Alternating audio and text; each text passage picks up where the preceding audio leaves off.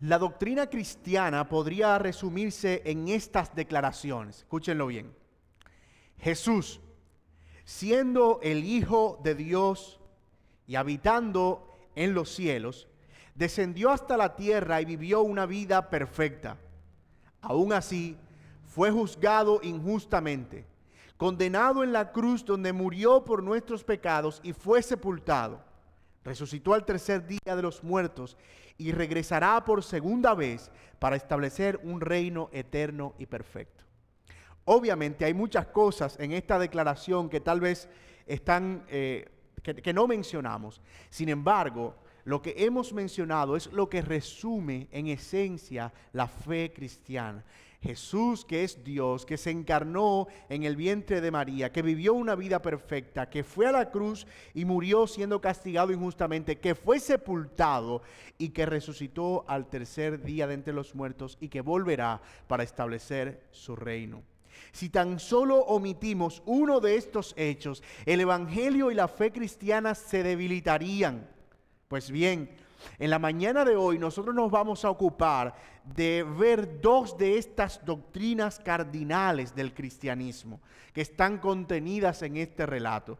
Que Jesús murió verdaderamente y que fue verdaderamente sepultado. De hecho, el credo apostólico, que fue la primera confesión de fe cristiana de la iglesia en los primeros siglos, para defenderse de las herejías que habían surgido alrededor del cristianismo, declara que Jesús murió y fue crucificado, muerto y sepultado. Así que esta doctrina de la muerte y la sepultura de Jesús, o este hecho más bien de la muerte y sepultura de Jesús, es importante para la comprensión del plan redentor y del alcance de ese plan. Así que lo que vamos a ver es qué tiene eso que ver con nosotros ahora. ¿Cuál es el propósito de la muerte del Señor Jesucristo? ¿Por qué fue necesario que Él muriera de esa manera? ¿Cuál es el alcance de esa muerte? Y también veremos algo acerca de cuál es la respuesta que Él espera de aquellos que son expuestos a su mensaje y a su evangelio. Y para eso hemos dividido este pasaje en tres partes que toman nombre, de los cuales toman nombre nuestros tres encabezados en esta mañana. Y las tres partes en las que hemos dividido este pasaje son la agonía del Hijo de Dios, la agonía del Hijo de Dios, desde el versículo 33 hasta el versículo 36. Luego veremos la muerte del Hijo de Dios, desde el versículo 37 hasta el versículo 41. Y luego veremos la sepultura del Hijo de Dios, desde el versículo 42 hasta el versículo 47. Agonía, muerte y sepultura del Hijo de Dios. Veamos entonces rápidamente nuestro primer encabezado, en versículos 33, la agonía del Hijo de Dios. Cuando vino la hora sexta, hubo tinieblas sobre la tierra hasta la hora novena. Yo quiero que empecemos a fijarnos en cada uno de los detalles, porque después de Mateo, Marcos es quien más detalles nos da del momento de la muerte del Señor Jesús. Recordemos que Marcos estaba escribiendo para una audiencia mayormente romana, gentil, y en cierta manera él se preocupa por probar que estos hechos fueron verídicos. Así que nos va a estar proveyendo a lo largo del relato muchos detalles que tal vez no encontramos en otros evangelios. Noten que Marcos nos dice, en primer lugar, que él, el Señor, en el versículo 33, cuando vino la hora sexta, hubo tinieblas sobre toda la tierra hasta la hora novena. Recordemos que los judíos empezaban a medir las horas a partir de las 6 de la mañana, cuando el día amanecía. Esa era la hora primera. Jesús fue condenado a las 9 de la mañana, es decir, la hora tercera. Y cuando Él es colgado en la cruz, nos dice que la hora sexta. Y allí dice que en el momento en el que es colgado en la cruz y hasta la hora novena, que son las 3 de la tarde, hubo un fenómeno natural, hubo tinieblas, dice la Biblia, sobre toda la tierra. Esa es una señal del juicio de Dios. Cada vez que nosotros vemos las tinieblas en Isaías y en Amós, es porque vemos a Dios anunciando un juicio. Así que lo que nosotros debemos entender en primer lugar es que lo que está sucediendo en ese momento en la cruz del Calvario, mientras Jesús está colgado, es que Él está llevando sobre su espalda el juicio divino. Jesús había sido juzgado falsamente por los judíos. Jesús había sido juzgado falsamente por los romanos, pero ahora Jesús está enfrentando el más grande juicio que Él debía enfrentar, el juicio contra el juez del universo, contra su Padre Celestial. Y Él allí, aunque es inocente, está cargando el peso de la culpa de la humanidad. Así que mientras ese juicio se ejecuta, las tinieblas cubren la tierra. No sabemos realmente qué es lo que está sucediendo aquí. Algunos dicen que es un eclipse, sin embargo es poco probable en términos de fenómenos naturales, porque era luna llena para la Pascua, o por lo menos para la fecha, y además de eso fue un fenómeno que duró al menos 3 horas. Es decir que lo que nosotros podemos pensar es que lo que está sucediendo en ese momento es algo milagroso. No sabemos si todo el planeta entró en tinieblas, si tal vez fueron espesas nubes que oscurecieron el cielo. Lo que sí sabemos es que al menos toda esa región y hasta donde se podía ver y hasta donde se tuvo conocimiento, hubo tinieblas, hubo oscuridad, mientras el Hijo de Dios era juzgado. Y noten lo que dice el versículo 34, ¿verdad? Dice que cuando fue la hora novena, el Señor clamó a gran voz. Y este es uno de los 2 clamores que nosotros vemos de Marcos en este relato. El primer clamor es un clamor de agonía y el segundo clamor, como lo veremos en un momento, es un clamor de la obra consumada. Pero este clamor agónico eran unas palabras específicas. El Señor dice en idioma arameo, que era el idioma que predominaba para su región, Eloí, Eloí, lama sabactani, que traducido es, y noten que Marcos agrega ese detalle porque las personas que leían en su audiencia no podían entender ese idioma, así que él lo traduce y dice que traducido es: Dios mío, ¿por qué me has desamparado? Dios mío, ¿por qué me has desamparado? Estas palabras de Jesús son tomadas del Salmo 22, unas palabras también de David, quien acechado por sus enemigos, clama al cielo pidiendo al Señor que venga a su rescate. Pero al mismo tiempo nos dejan ver que el Señor allí estaba soportando una gran agonía. Es decir, Jesús no estaba recibiendo ese sacrificio como una cosa ordinaria, ¿verdad? No debemos pensar que Jesús no estaba sintiendo dolor o que las burlas no le estaban surgiendo ningún efecto. Mis amados, Jesús estaba sintiendo en su cuerpo y en su alma todo el peso de la ira, todo el peso de la indiferencia, todo el peso de los improperios que él estaba recibiendo en la cruz, y además también todo el dolor que representaba esa aflicción que él llevaba sobre sus espaldas. Así que, mis hermanos, este clamor es un clamor de agonía. Dios mío, ¿por qué me has desamparado? Era una angustia profunda. Y permítame explicarles algo. Jesús no se está refiriendo a que el Padre lo esté desamparando en el sentido de que lo está dejando y que ya no está teniendo ninguna relación con Él, o que ya Jesús está dejando de ser Dios en ese momento. No, el clamor de Jesús es en el sentido de que Él en ese momento está siendo juzgado por el Padre.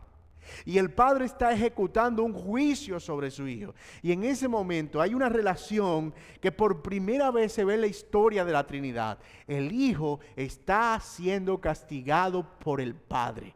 Y el Padre está ejecutando toda su ira, la ira de Dios contra los pecados de los hombres, durante 3 horas sobre el cuerpo débil del Señor Jesucristo. Algunos han ilustrado muy bien esto diciendo que esas 3 horas fue el tiempo que tardó en agotarse la ira de Dios por todo el peso de la humanidad, por todos los pecados de la humanidad. Un juicio evidentemente largo, pero también agónico. Ahora, hermanos, otra cosa que nosotros debemos mencionar aquí es que Jesús, cuando está siendo juzgado por el Padre en ese momento, la respuesta de los que estaban al pie de la cruz fue una respuesta todavía de burla ante su agonía. Miren lo que dice el versículo 35. Y algunos de los que estaban allí decían al oírlo: mirad, llama a Elías. Porque al no entender, ¿verdad?, de pronto lo que Jesús estaba pronunciando, y como en arameo las palabras Eloí y Elías suenan similares, ellos pensaban que Jesús estaba llamando a Elías porque ellos creían en la profecía de que Elías un día iba a aparecer y Elías iba a restaurar todas las cosas, que Elías iba a volver. Y entonces esos judíos se están burlando del sufrimiento de Jesús. Y hermanos, en realidad hay que tener un corazón muy endurecido para burlarse de la tragedia incluso de tus enemigos. Y eso muestra el grado de endurecimiento que tenían estos hombres. Pero contrario a eso, parece que hay algunos que, viendo el escenario, judíos que se están burlando de otro judío que aparentemente no ha hecho nada, y estos son los soldados, que reaccionan con algo de misericordia y tratan de saciar la sed del Señor Jesús, que en ese momento era una sed quemante, una sed que consumía su ser. Jesús estaba deshidratado por la pérdida de sangre, pero también por todo el agotamiento que representaban todas esas horas de tortura.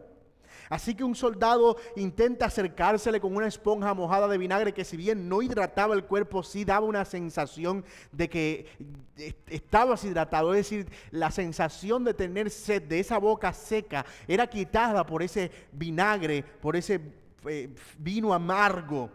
El Señor Jesús lo toma, pero miren lo que hacen estos hombres perversos. Dice: déjalo.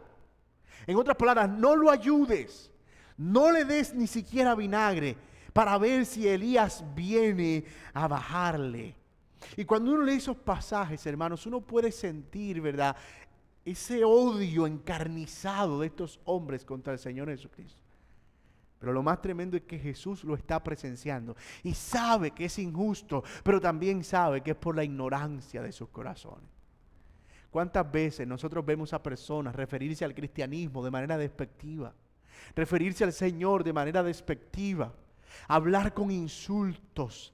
Y a veces nos lo tomamos tan personal, ¿verdad?, porque nos hiere, por supuesto que nos duele. Pero saben, esas personas hablan en su ignorancia, en el desconocimiento de quién es realmente el Hijo de Dios. Y tal vez hasta nosotros mismos en algún momento fuimos ignorantes y hablamos blasfemias contra la fe. Pero cuando sus ojos sean abiertos, ellos podrán ver a aquel del que blasfemaron, aquel que insultaron. Así que, hermano, nuestra oración debe ser realmente para que Dios tenga misericordia y abra el entendimiento de aquellos que todavía no pueden ver la belleza del Evangelio del Señor Jesucristo. Pero yo quiero que pensemos además en algunas aplicaciones en este punto. En primer lugar, veamos, hermanos, que Jesús experimentó agonía y dolor, pero que Él clamó al Padre Celestial. Él sabía a quién acudir. Aunque Él estaba siendo agónicamente torturado, Él, en medio de su agonía, clama al Padre: Dios mío, Dios mío.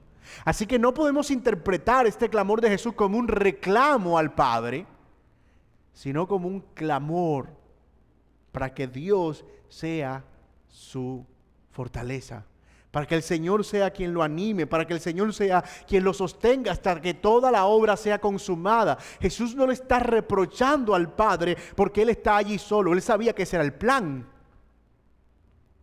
Él está manifestando el dolor de su corazón. Y eso es lo que quiero decirle, mis amados hermanos. No hay pecado en dejar ver el dolor de nuestros corazones. Y hemos mencionado eso aquí una y otra vez.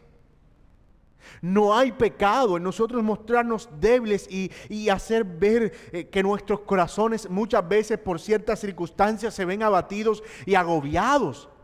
Noten aquí el ejemplo de Jesús, que aunque él estaba agobiado, ¿a quién está clamando? Al Padre Celestial. Otra cosa es agobiarse y reprochar del Padre y darle espalda a Dios. Pero cuando nosotros estamos agobiados y somos movidos a correr, a orar al Señor, eso es bueno para nuestra alma. Gran parte de los salmos que nosotros vemos en la Biblia son salmos de lamento. Es ver a David diciendo: Dios, ¿dónde estás? Apresúrate a socorrerme. Señor, sé tú mi sustento. Mira a mis enemigos, ¿a dónde te has ido? Pero a veces creemos, hermanos, que todas nuestras oraciones tienen que ser positivas todo el tiempo, aún negando la realidad de nuestro corazón. Y lo cierto es que muchas circunstancias a veces nos hacen ver como si estuviéramos abandonados, como si estuviéramos solos, como si el dolor tenemos que llevarlo solo. Pero cuando eso suceda, debemos recordar que Él está ahí y que Él escucha nuestro ruego y nuestro clamor. No sintamos vergüenza de clamar a Dios.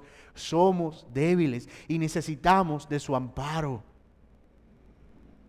Hay personas, hermanos, que tú difícilmente ves orando, pidiendo misericordia. Y eso en parte revela el gran orgullo de nuestro corazón. De creer que podemos resolverlo todo, y tal vez nos hemos pasado la vida intentando resolverlo todo. Pero déjame decirte, hay situaciones a las que Dios nos lleva, en las que no tenemos nada que hacer, y todo lo que podemos hacer es alzar nuestros ojos a los montes y decir: ¿de dónde vendrá mi socorro? Mi socorro viene del Señor, que hizo los cielos y la tierra. Así que, hermanos, no tengas reproches en mostrar tu debilidad, en mostrar tu dolor, en mostrar tu agonía, si eso te va a llevar a clamar a Dios y a depender de Él. Por otro lado, y me encanta esta analogía que usa el comentarista William Hendrickson, que aunque es limitada, nos hace ver lo que estaba pasando en la cruz y lo que sucede muchas veces en nuestra propia vida. Hendrickson dice que eso se parece mucho a un hijo que tiene que ser llevado a la cama de cuidados intensivos o de una cirugía, y su padre lo tiene allí cargado, y el médico le dice: ¿sabe? Usted no puede pasar más. Usted tiene que quedarse hasta aquí. Y ese hijo empieza a llorar. Papi, no me dejes, no me dejes. Y los que somos padres, que hemos sufrido eso, ¿verdad? Que hemos vivido eso en algún momento, sabemos que es que no es que nosotros queremos abandonarlo, y no es que él esté pensando que nosotros lo estamos abandonando, sino que hay situaciones en las que eso es necesario. Y en las que se establece un vínculo mucho más fuerte. Y a veces, hermanos, nosotros somos esos hijos llevados a cirugía. Y el padre en la puerta. Y no porque él no pueda hacer algo, sino porque él entiende que es necesario. Y si Dios permite situaciones en nuestra vida así, tú puedes darle gloria a Dios, hermano, porque su poder se perfecciona en nuestra debilidad. Y la disciplina a veces no parece ninguna causa de gozo, pero produce fruto apacible de justicia. A veces el Señor tiene que quedarse al otro lado del vidrio mientras observa cómo nuestro corazón es abierto y cómo es operado, cómo es trabajado por el fuego de la prueba. Y Jesús nos está mostrando aquí que en medio de eso, nuestro Padre escucha nuestro clamor. Nuestro Padre escucha nuestro ruego. Oh, pero eso no es todo, ni lo único que está pasando en ese momento. Ni la única cosa que Jesús iba a gritar. Este es un grito de lamento en la cruz, de dolor. Pero el próximo grito del Señor Jesucristo es uno de victoria. Y eso nos lleva a nuestro siguiente encabezado: la muerte del Hijo de Dios. La muerte del Hijo de Dios. Miren el versículo 37. Mas Jesús, dando gran voz, expiró. Noten que en la primera parte vimos en el versículo 34 que Jesús clamó a gran voz, y en el versículo 37 volvemos a verlo. Mas Jesús, dando una gran voz. En el primero dijimos grito de agonía, en el segundo grito de victoria. Él expiró, murió. Su alma en ese momento fue reunida con el Padre. expiró. La palabra expiró es algo como exhaló, sacó el aire. ¿Y qué fue lo que Jesús gritó allí? ¿Qué fue? ¿Cuál fue el contenido de ese grito de victoria del Señor Jesús? Esas palabras son recogidas por Juan y su último grito, sus últimas palabras y también otros evangelistas fueron tetelestai en griego. Consumado es. La obra que tú me diste para hacer, la he completado toda. ¿Sabe qué es lo que sucede con consumado es? Que explica el clamor de Eloí, Eloí, lama sabactani. Lo que Jesús estaba diciendo es: Señor, no me abandones, porque yo quiero terminar mi obra. Eso explica por qué Jesús no se bajó de la cruz. Eso explica por qué los chistes, las bromas y la burla de los judíos era satánica, porque lo que quería Satanás era que Jesús se bajara de la cruz, pero él no lo hizo. La obra fue consumada. El último sorbo de la copa de la ira de Dios fue tomado por Jesús. La última gota de sangre fue derramada. Consumado es. La obra ha sido completada. No hay palabras más gloriosas en la Escritura, mi amado hermano. Génesis comienza con un jardín y Adán cayendo en ese jardín en pecado. Pero aquí en una cruz, en el monte de la calavera, en un lugar horrible, el postrer Adán está consumando el plan de Dios siglos y siglos después, siendo obediente al Padre y cargando el peso de nuestra maldad. Te lo digo una vez más, no hay palabras más gloriosas en toda la Escritura. Consumado es. Y eso es tan profundo que pudiéramos quedarnos aquí para estudios completos solo de lo que implica consumado es. Pero lo primero que eso significa, mi amado hermano, es que todos nuestros pecados pasados, presentes y futuros encuentran su pago en el sacrificio de nuestro Señor Jesucristo completos. Que todos los pecados de los que Él vino a salvar y que escogió antes de la fundación del mundo fueron allí pagados completos. Que del plan diseñado por el Padre no hubo ninguna cosa que quedara por fuera. Nada quedó pendiente, mi amado hermano. Consumado es nuestra seguridad.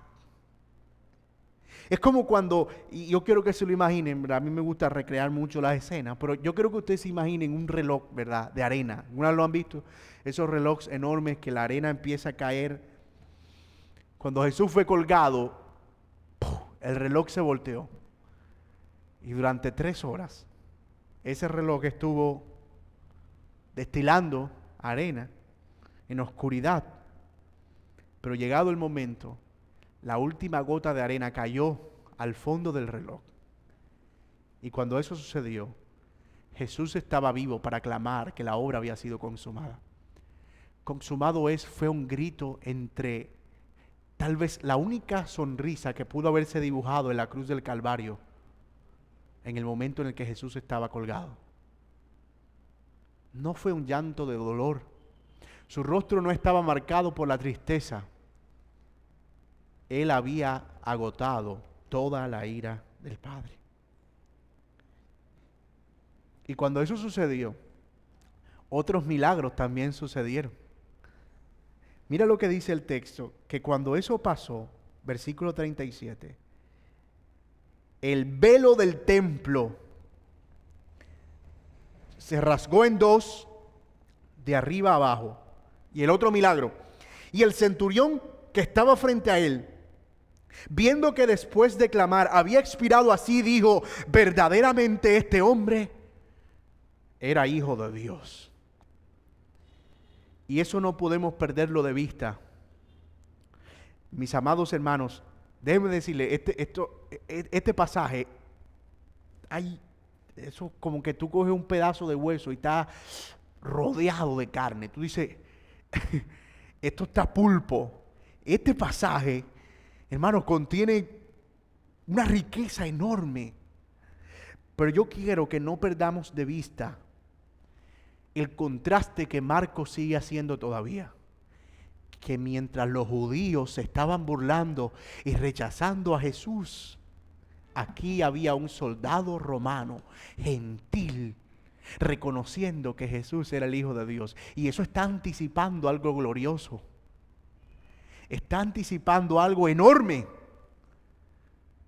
Aquí tenemos dos hechos concretos que muestran que Él es el Salvador también de los gentiles, no solo de los judíos, que a los suyos vino y los suyos no les recibieron, que Él no es Salvador solo de Israel, que Él es Salvador del mundo.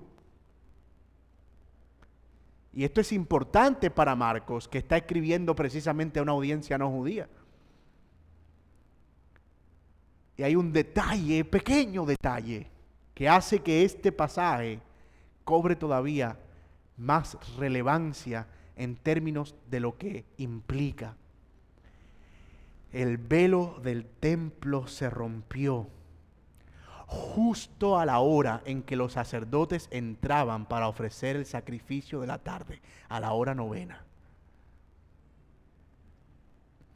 El velo que separaba el lugar santo del lugar santísimo, y al que solo podía entrar el sumo sacerdote una vez al año, se estaba rasgando de arriba abajo sin explicación alguna. Una tela firme, sólida, tejida a mano, que ahora estaba siendo rasgada de arriba a abajo, no de abajo hacia arriba, porque era Dios quien estaba rasgando ese velo, para abrir la presencia de Dios, para que fuera evidente, porque ya no iban a ser necesarios más sacrificios, porque ahora iba a entrar el sacerdote, el sacrificio y la sangre al mismo tiempo al lugar santísimo, una vez y para siempre, por nuestros pecados, y eso sería suficiente, el cumplimiento perfecto de Él como el Cordero de Dios, que quita el pecado del mundo. Jesús fue el sacerdote, Jesús fue la ofrenda, el cordero, y Jesús con su sangre pagó el precio de todos nuestros pecados y de toda nuestra maldad. Y había una señal para indicar que el Padre recibía el sacrificio, y la señal fue: el velo se abrió. El velo del templo se rasgó en dos. Y en ese momento, las tinieblas del corazón de un centurión se abrieron para Dios.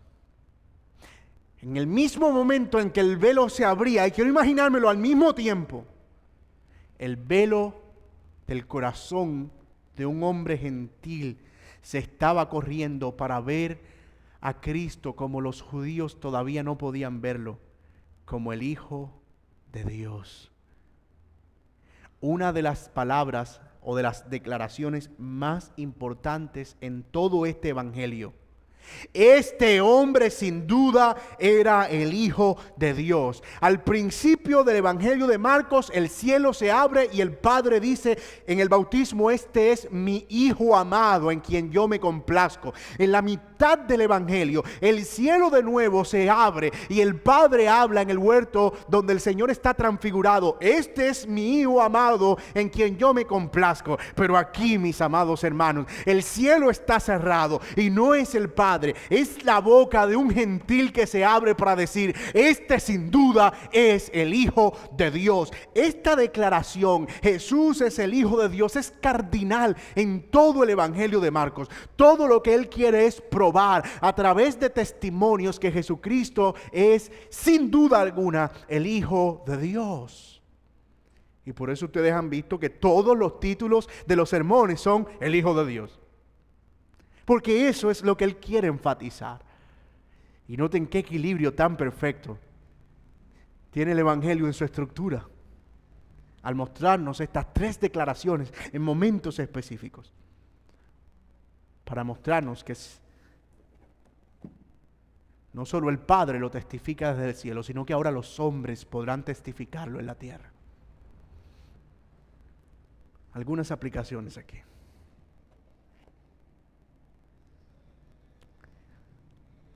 Esta es una de las verdades más gloriosas, hermanos míos, de toda la Biblia. Que el velo del templo se rompe y que ahora los hombres pueden llamar y ver a Cristo como el Hijo de Dios. Es una de las consecuencias de la muerte del Señor Jesucristo, pero al mismo tiempo el ancla de nuestra fe. Acuérdense ustedes que cuando Adán es arrojado del huerto con Eva, el camino fue ocultado. Y unos ángeles custodiaban el camino de regreso para que ellos no pudieran encontrarlo. Todo el resto de la Biblia es el hombre en búsqueda de ese camino para regresar al Padre. Y no encontrándolo en la ley, no encontrándolo en nada. Dios lo iba trazando, Dios lo iba marcando hasta llegar al Señor Jesucristo, quien dice de sí mismo: yo soy el camino, la verdad y la vida, y nadie va al Padre si no es por mí. Y ese yo soy el camino está ligado precisamente al hecho de que la muerte de Cristo hizo posible que ya no necesitáramos sacrificios continuos para acercarnos al Padre, que ahora podemos ir a Él confiadamente. Y mis amados, esto es tremendo aliento para nosotros, en dos sentidos al menos. Número uno, en nuestra lucha con el pecado. Imagínate si tuviéramos que ofrecer sacrificios todos los días por nuestros pecados todavía.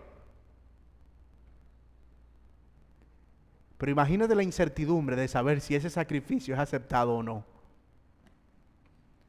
Porque de nuestro corazón difícilmente pueda salir algo con motivaciones correctas. Pero tenía que venir un sacrificio que fuera perfecto, que no saliera de nuestro esfuerzo, ni de nuestro corazón, ni de nuestras motivaciones, sino uno que tomara su iniciativa, Él mismo.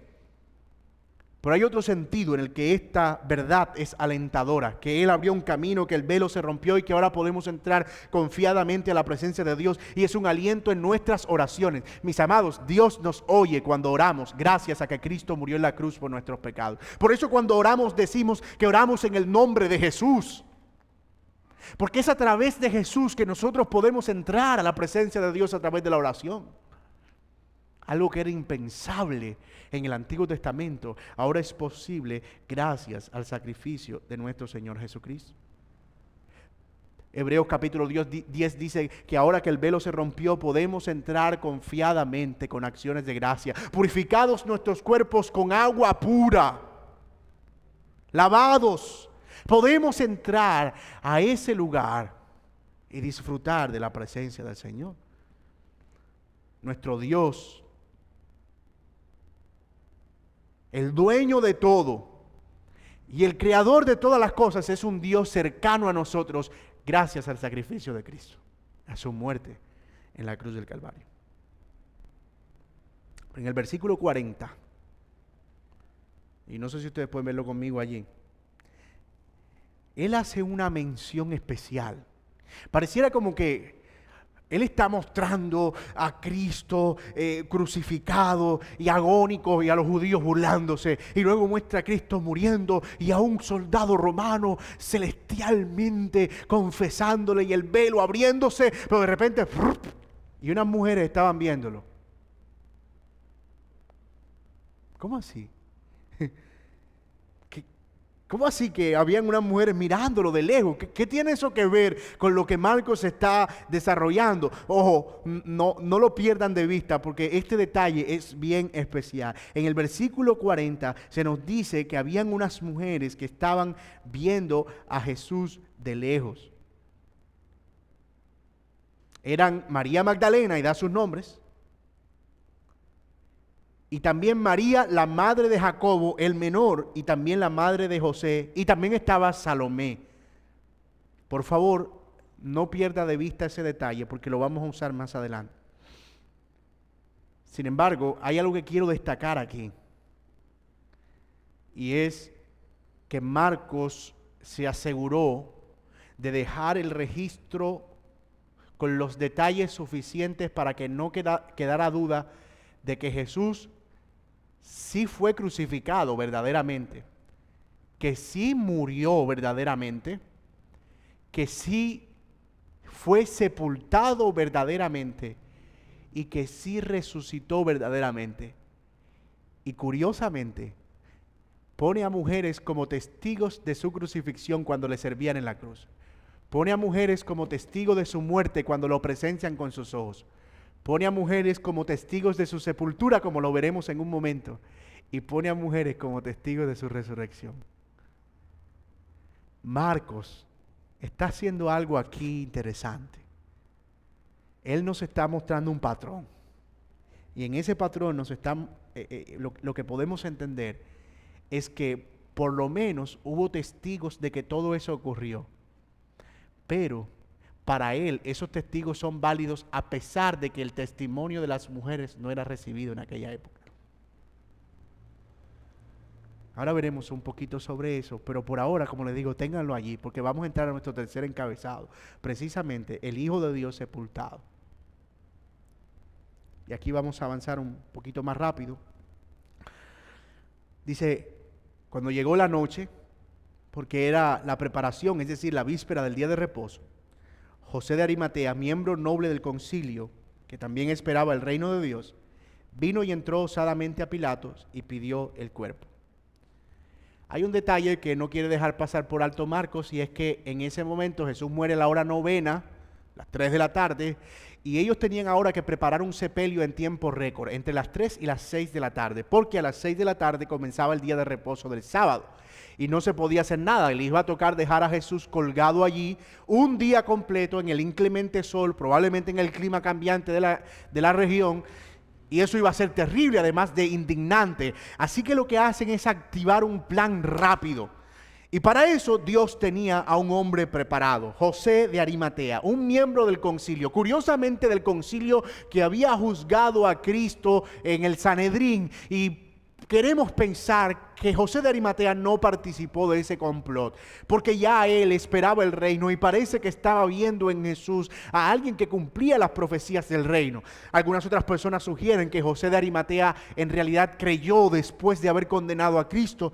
No tenemos certeza de eso. Lo cierto es que sí creyó.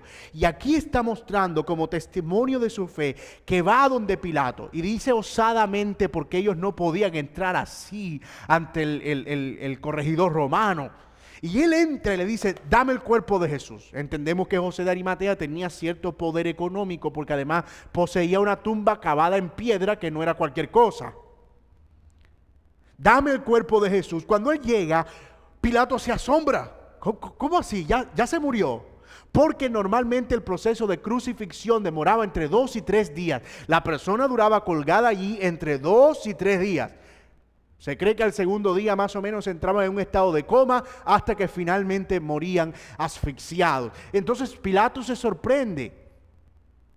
Y aquí viene otro detalle que agrega Marcos como testimonio de que ciertamente estaba muerto. No solo las mujeres, no solo el testimonio que surgió, sino que el mismo Pilato aparece como testigo de la muerte de Cristo. Noten lo que dice en el versículo 44, y haciendo venir al centurión, le preguntó si ya estaba muerto. Queremos entender que este centurión era el mismo centurión que estaba encargado de supervisar el proceso de ejecución del Señor Jesucristo y que le había confesado como el Hijo de Dios. Así que, informado por el centurión, dio el cuerpo a José. Ojo, que este testimonio del centurión era so pena de muerte. El testimonio del centurión y la certificación de que Jesús estaba muerto era so pena de muerte. Si él mentía al respecto de eso, iba a morir. Así que Pilatos se asegura de que Jesús también está muerto y lo certifica. Así que el testimonio de la muerte de Jesús no solo fue un testimonio visual, sino un testimonio con registros, un testimonio formal, un testimonio debidamente informado. Así que luego que él se asegura que Jesús sí está muerto, entonces José se lo entrega a José, y José compró una sábana y quitándolo lo envolvió en la sábana y lo puso en un sepulcro, nota todos los detalles que da Marcos, que estaba cavado en una peña, e hizo rodar una piedra en la entrada del sepulcro, que era una piedra enorme, era una piedra grande. Normalmente se corrían a través de un riel, era un canal que se hacía enfrente de la tumba y la piedra se corría, y normalmente eso no se hacía con una o dos personas. Eso era un trabajo que tenían que hacer varios hombres. Así que él encarga a varios hombres para que hagan ese trabajo. Y noten de nuevo el detalle, versículo 47. Y María Magdalena y María, madre de Jesús, ¿qué hacían? Miraban dónde le ponían. Otra vez Marcos destaca que las mujeres están siendo aquí testigos visuales, no solo de la muerte, sino también de la sepultura de nuestro Señor Jesucristo. Ahora bien, yo quiero destacar varias cosas aquí, en este punto. Número uno, mi amado hermano, Dios usa para sus propósitos a ricos y a pobres. Y Dios llama para sus propósitos tanto a ricos como a pobres. El evangelio no es exclusivamente para personas marginadas. Y digo esto porque en este contexto latinoamericano tenemos la tentación de pensar que el evangelio y la verdad del evangelio es solo para la gente que se puede embaucar fácilmente porque no tiene educación. Y yo sé que eso es lo que mucha gente piensa al respecto del evangelio. Pero déjeme decirle, el evangelio no es una verdad solamente para personas pobres. Porque la necesidad de la salvación es tanto de pobres como de ricos, de nobles y poderosos, de personas que viven en la escasez y otros que viven en la opulencia. Amados, debemos sacarnos de la mente esa idea de que solo los pobres son dignos del reino. Y entonces hay iglesias para pobres e iglesias para ricos.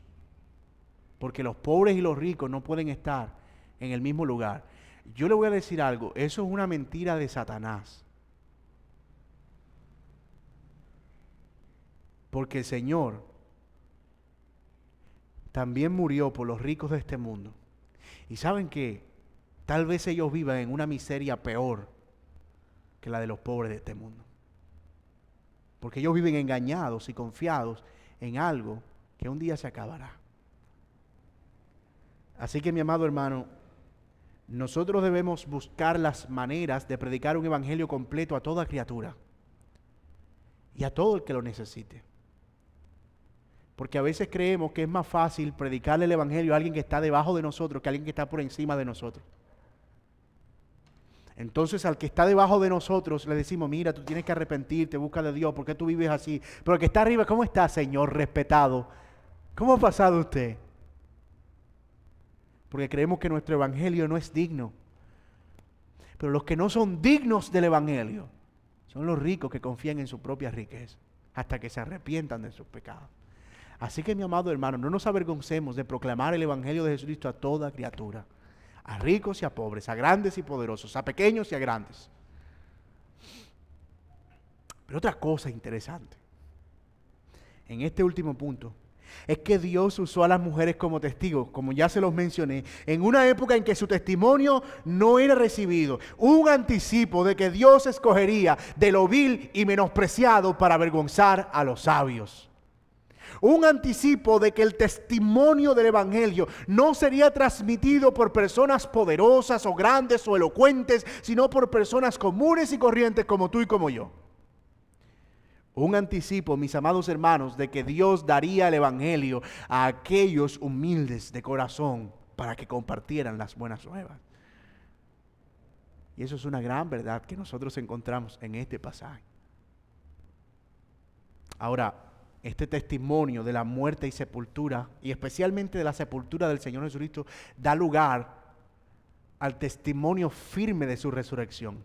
Se tenía que asegurar que ciertamente Jesús había sido sepultado para que se pudiera asegurar que había resucitado, sobre todo porque en la época empezaron a salir confabulaciones, especialmente de los judíos, de que los discípulos, escuche bien, los discípulos que salieron corriendo y que negaron a Jesús cuando una mujer lo acusó, los discípulos habían robado el cuerpo del Señor Jesucristo. Eso empezó a difundirse y Marcos está diciendo, no, el cuerpo no fue robado porque fue puesto en una tumba, y las mismas mujeres que vieron donde lo enterraron fueron las mismas que después fueron y vieron y ya no estaba. Y además de eso, una gran piedra estaba puesta, imposible para ellos. Y además de eso, el sello romano estaba puesto, imposible para ellos. Jesús sí murió, Jesús sí fue sepultado para que luego la verdad de la resurrección fuera el milagro más grande que jamás se haya contemplado sobre la faz de la tierra, y la que vamos a ver el próximo domingo, si Dios lo permite. Así que mis hermanos y amigos que están aquí, hemos visto hasta ahora que Jesús sufrió la agonía de la muerte y fue experimentado en todos los dolores y clamó al Padre en medio de su agonía.